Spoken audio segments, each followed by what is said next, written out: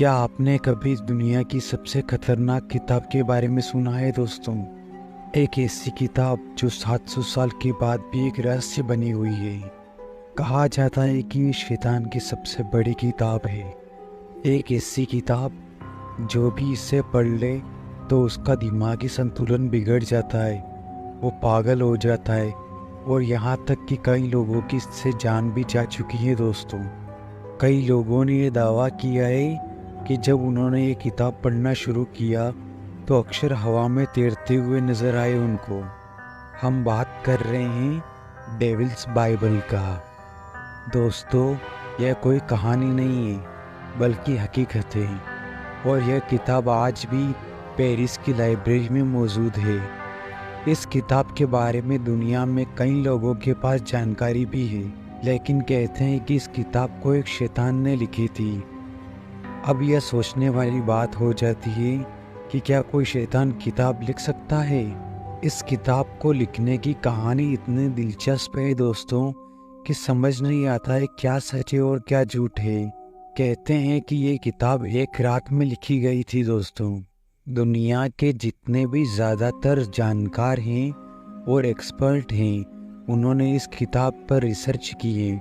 उनका मानना है कि यह किताब एक रात में एक ही आदमी इस किताब को एक ही हैंडराइटिंग में कैसे लिख सकता है।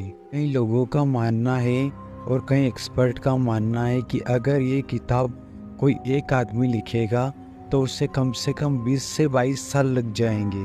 और ये किताब कोई कागज़ के ऊपर नहीं बल्कि चमड़े के ऊपर लिखी गई है, और चमड़ा भी गधे का। तो चलिए इस किताब के बारे में कुछ जानकारी प्राप्त करते हैं अपन।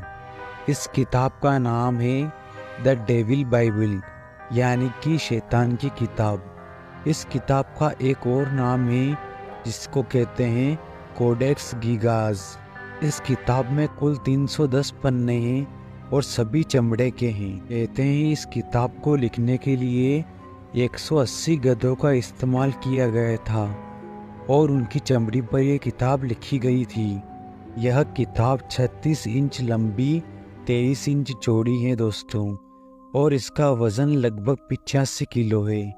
इस किताब को एक आदमी अकेले उठा नहीं सकता है, कम से कम 2 आदमी की ज़रूरत पड़ती है। कहते हैं 13वीं सदी में एक सन्यासी हुआ करते थे।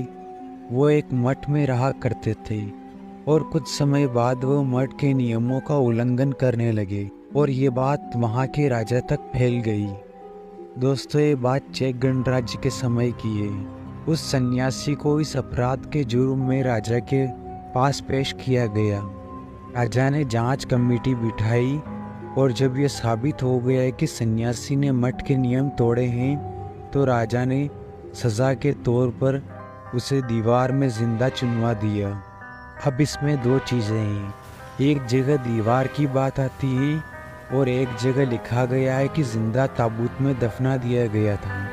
अब सन्यासी की मौत तय थी और ऐसे में उस सन्यासी ने राजा के सामने एक प्रस्ताव रखा कि वो एक ऐसी किताब लिखेगा कि वह पूरी मानव जाति के लिए एक बेहद अच्छी किताब होगी और उसके अंदर पूरी दुनिया का ज्ञान होगा और यह किताब हमेशा के लिए मठ को बहुत ज़्यादा गौरवान्वित कर देगी।